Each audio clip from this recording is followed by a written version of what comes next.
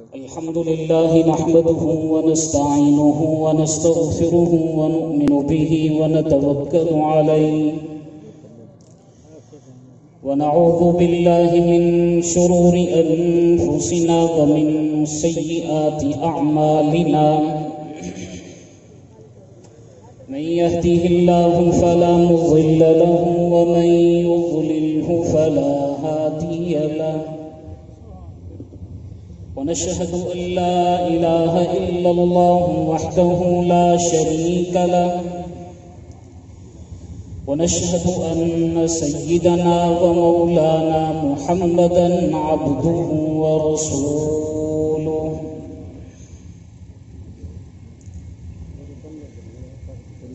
أما بعد فقد قال الله تبارك وتعالى في كلامه المجيد والفرقان الحميد أعوذ بالله من الشيطان الرجيم بسم الله الرحمن الرحيم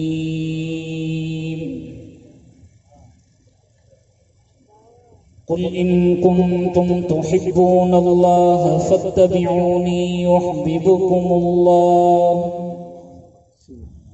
صدق الله العظيم وبلغنا رسوله النبي الكريم ونحن على ذلك لمن الشاهدين والشاكرين والحمد لله رب العالمين. سامعین سی وقار، گرامی قدر میرے دوستوں، بزرگوں اور ساتھیوں،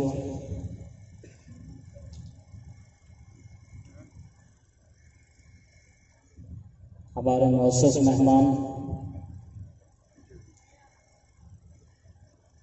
معروف انقلابی شاعر برادر مکرم حضرت مفتی سعید ارشد الحسینی صاحب دامت برکاتہم العالیہ اسٹیج پر جلوہ افروز ہیں.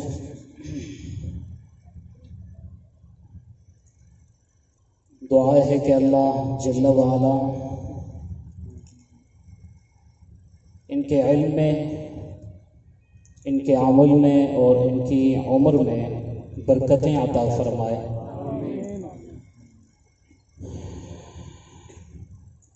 ہمارے بھائی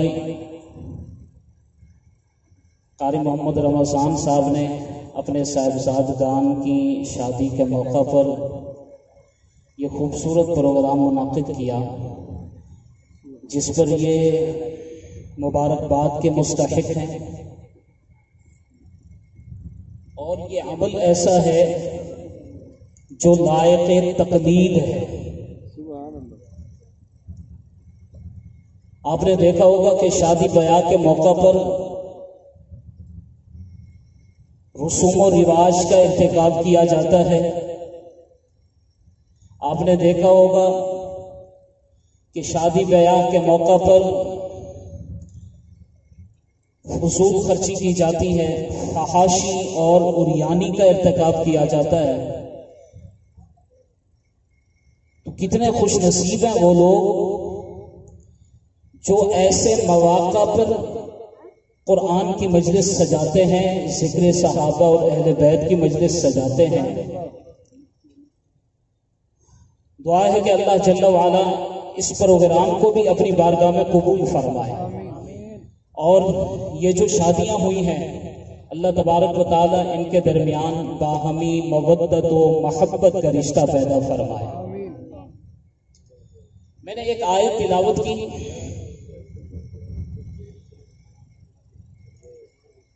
اللہ تبارک و تعالی فرماتے ہیں اے پیغمبر آپ کہہ دیجئے اگر تم اللہ سے محبت کرتے ہو تو میری اتباع کرو، میری پیروی کرو. بدلے میں اللہ تبارک و تعالی بھی تم سے محبت کرے گا. حضور نبی کریم صلی اللہ علیہ وسلم سے اتباع کا رشتہ ایسا رشتہ ہے، حضور نبی کریم صلی اللہ علیہ وسلم سے محبت کا رشتہ ایسا رشتہ ہے، حضور صلی اللہ علیہ وسلم سے مودت کا رشتہ ایسا رشتہ ہے جس سے بدلے میں اللہ کی محبت ملتی ہے. اللہ کی رضا اور اللہ کی خوشنودی حاصل ہوتی ہے۔ آج ہمارا یہ دعویٰ ہے کہ ہم حضور نبی کریم صلی اللہ علیہ وسلم سے محبت کرتے ہیں، اور یقیناً ہمیں حضور نبی کریم صلی اللہ علیہ وسلم سے محبت بھی ہے، لیکن یاد رکھیے کہ محبت کا دعویٰ اتباع کے بغیر فضول قسم کا دعویٰ ہے۔ اگر اتباع نہیں ہے، اگر پیروی نہیں ہے حضور نبی کریم صلی اللہ علیہ وسلم کی، اگر ہم حضور نبی کریم صلی اللہ علیہ وسلم کے طریقوں پہ چلتے نہیں ہیں، اگر ہم صحابہ کرام کے نقش قدم پر چلتے نہیں ہیں، محض ہمارا دعویٰ محبت کا دعویٰ ہے، اتباع نہیں ہے، تو یہ دعویٰ فضول ہے، اور ہمیں محبت کے دعوے کو سچ ثابت کرنا ہوگا اپنے اقوال کے ذریعے سے، اپنے افعال کے ذریعے سے، اپنے اعمال کے ذریعے سے، اپنے کردار کے ذریعے سے، اپنی معیشت کے ذریعے سے، اپنی معاشرت کے ذریعے سے، اپنی رہن سہن کے ذریعے سے، اپنے لین دین اور معاملات کے ذریعے سے، اور اپنے تہذیب، اپنے تمدن، اپنے کلچر کے ذریعے سے کہ ہم کتنا حضور نبی کریم صلی اللہ علیہ وسلم سے محبت کرتے ہیں۔ ہمیں اس دعویٰ کو سچ ثابت کرنا ہوگا۔ اگر ہمیں دائمی محبت ہے حضور نبی کریم صلی اللہ علیہ وسلم سے، تو یاد رکھیے ہمیں دائمی اتباع کرنی پڑے گی، ہمیں ہمیشہ کی اتباع کرنی پڑے گی۔ ہمیں اپنا چہرہ مہرا، اپنی چال ڈھال، اپنا انداز گفتار، یہ سب حضور نبی کریم صلی اللہ علیہ وسلم کے در سے لینا ہوگا۔ ہم نے حضور کا لباس پہن کر یہود و نصارہ کے گیٹ اپ کو ترک کر کے دنیا کو یہ بتلانا ہوگا کہ ہم حضور نبی کریم صلی اللہ علیہ وسلم سے محبت کرتے ہیں۔ ہمیں اپنے سروں پہ دستار سجا کر دنیا کو پیغام دینا ہوگا کہ ہم حضور نبی کریم صلی اللہ علیہ وسلم سے محبت کرتے ہیں۔ ہمیں اپنے چہروں پہ حضور نبی کریم صلی اللہ علیہ وسلم کی سنت سجا کر دنیا کو پیغام دینا ہوگا کہ ہم حضور نبی کریم صلی اللہ علیہ وسلم سے محبت کرتے ہیں۔ شادی بیاہ، لین دین، معاملات، یہ سب چیزیں ہمیں حضور نبی کریم صلی اللہ علیہ وسلم کے طریقوں کو مطابق کر کے دنیا کو پیغام دینا ہوگا کہ ہم حضور نبی کریم صلی اللہ علیہ وسلم سے محبت کرتے ہیں۔ یاد رکھیے حضور نبی کریم صلی اللہ علیہ وسلم ہمارے امام ہیں۔ مانتے ہیں یا نہیں مانتے آپ؟ ہمارا عقیدہ ہے، ہمارا ایمان ہے، حضور نبی کریم صلی اللہ علیہ وسلم ہمارے امام ہیں، اور وہ ہر چیز میں امام ہے۔ حضور نبی کریم صلی اللہ علیہ وسلم جہاد میں بھی ہمارے امام، تبلیغ میں بھی ہمارے امام، معیشت میں بھی ہمارے امام، معاشرت میں بھی ہمارے امام، کردار میں بھی ہمارے امام، معاملات کے اندر بھی ہمارے امام، تجارت کے اندر بھی ہمارے امام، لین دین کے اندر بھی ہمارے امام، اور حضور نبی کریم صلی اللہ علیہ وسلم تہذیب، تمدن، کلچر کے اندر بھی ہمارے امام۔ اور حضور نبی کریم صلی اللہ علیہ وسلم کا ایک فرمان ہے، صلو کما رأیتمونی اصلی، کہ تم نماز ایسے پڑھو جیسا کہ مجھے نماز پڑھتے ہوئے دیکھو۔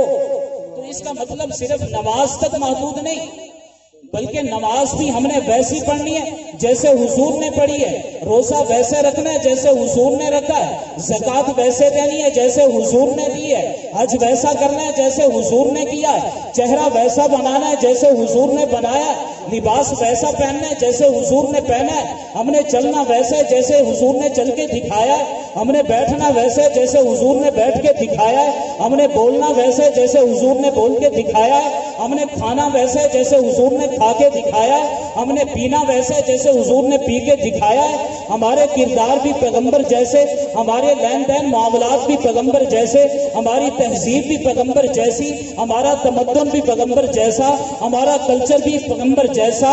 تو یاد رکھیے پھر ہم حضور نبی کریم صلی اللہ علیہ وسلم کو اپنا امام مانیں گے جب ہمارا سب کچھ پیغمبر کی پیروی میں ہوگا۔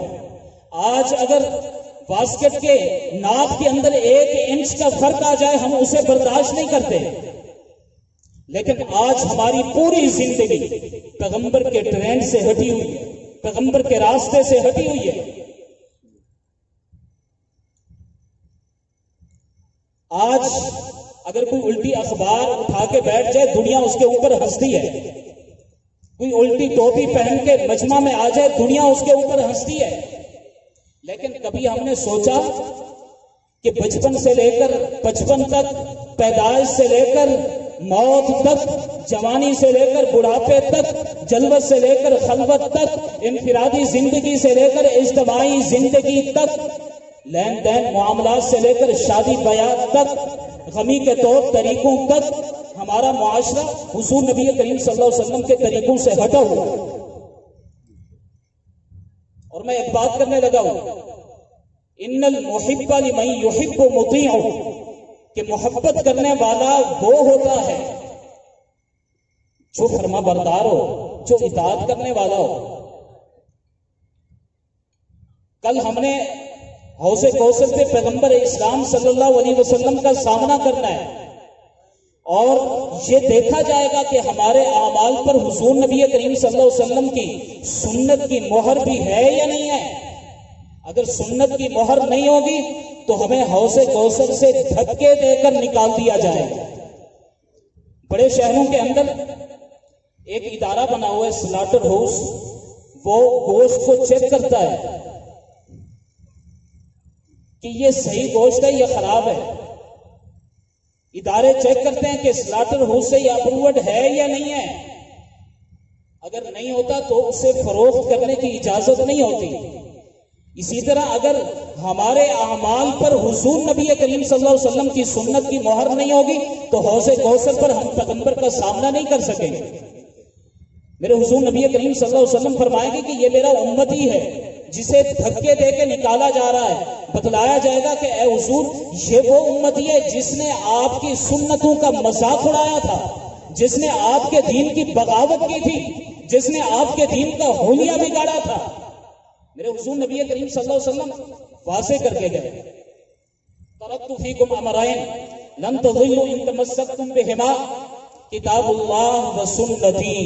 फरमाया कि तुम्हारे अंदर दो चीजें छोड़ के जा रहा हूं, अगर तुम इन्हें मजबूती से थामे रखोगे कभी भी गुमराह नहीं होगे। एक मेरी किताब है और दूसरे नंबर पे मेरा तरीका।